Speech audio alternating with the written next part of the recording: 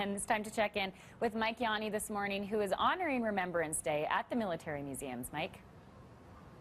I sure am, Jill. I always love coming down here. There's so much stuff to see. Tens of thousands of people come through here, a lot of school children throughout the year, because it is such a fascinating place. And of course, we always think about it at this time of the year, Remembrance Day tomorrow.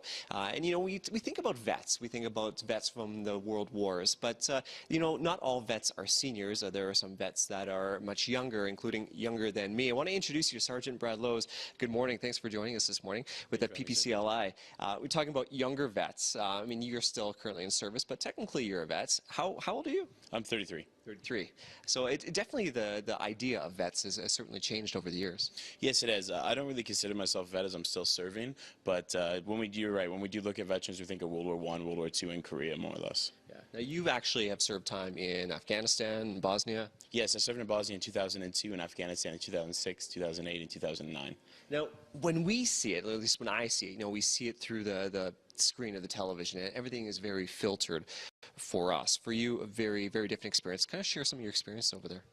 Yeah, it's a lot different than we see. Like, when we're on the patrols, we know exactly what we're doing. Where back home, you just hear about more or less like some death of soldiers and things like that. But we're on patrol, we know exactly what we're doing. We're trained to do the job that we are. And it's a little bit easier more for us as we get used to it over time as we go along. Right. How has it changed your view on things after, serving time over there and then coming back home?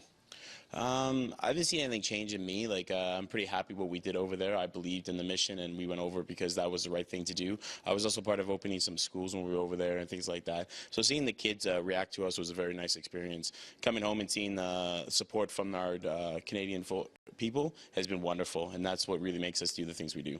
It must make you really grateful as well, seeing what we have here compared to what they have there. Like you said, opening schools, bringing necessities to families over there. Yeah, it's really nice. At first, they didn't really like us in 2006. They didn't really know who we were at first. But once we got to know them and they came along, we have a lot of children would come around us. We'd give them pop, some toys and things like that, just to kind of be nice and see how things go. Now, I've got to ask, what does Remembrance Day mean for you? Remembrance Day means to me is remembering all the soldiers that came before us. World War II and World War I were obviously the biggest part of our generation, not our generation, but of what we read in the news and things like that. But it's nice to see that Remembrance Day is still being remembered today, and it's always a very important thing to remember. Right. Of course, a big ceremony taking place at the military museums tomorrow, Jill, and we'll be talking about that a little bit later on in the show. Jill? Terrific. Thanks very much, Mike. Mike live at the military museums this morning.